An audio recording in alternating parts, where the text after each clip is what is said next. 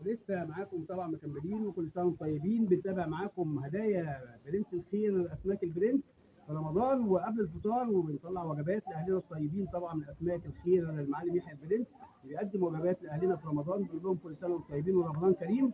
وطبعا نقابل الحاجه ونقول لها كل سنه وانتم طيبين ورمضان كريم. حاجه كل سنه وانت طيبه ورمضان كريم، ويا رب دايما يعود عليك الايام بخير.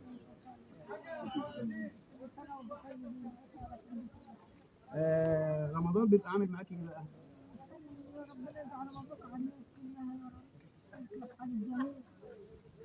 رمضان كريم ودايما بخير وسعاده، ومعانا هدايا مقدمه من برنس الخير لاسماك البرنس بالمطريه بشارع الحريه. معلم يحيى البرنس بيقدم معانا النهارده طبعا فطار لاهلنا الطيبين في رمضان. بنقول لهم كل سنه وانتم طيبين، وبنتابع معاكم بيت المبدعين في الاعلام، ودايما معاكم ومع اهلنا الطيبين في الشارع. ورمضان كريم على الناس كلها وبخير وسعاده. وهنسال حضرتك سؤالين. بنقول لحضرتك عارفه سوره الاخلاص اللي هي ايه؟ قل الله احد. طب ما انت شاطره اهو.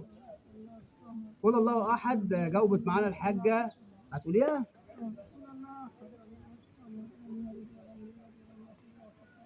صوتك مش باين خالص يا حاج. كل سنه وانت طيبه. طبعا نسالك السؤال الثاني لو كسبتي معانا هدايا مقدمه من اسماك برنس الخير بالمطريه المعلم يحيى البرنس. كل سنه وانت طيبه. ونسالك السؤال الثاني، عاصمه مصر ايه بقى؟ القاهره. الحاجه شاطره خالص، ده انت شاطره في المعلومات العامه اهو.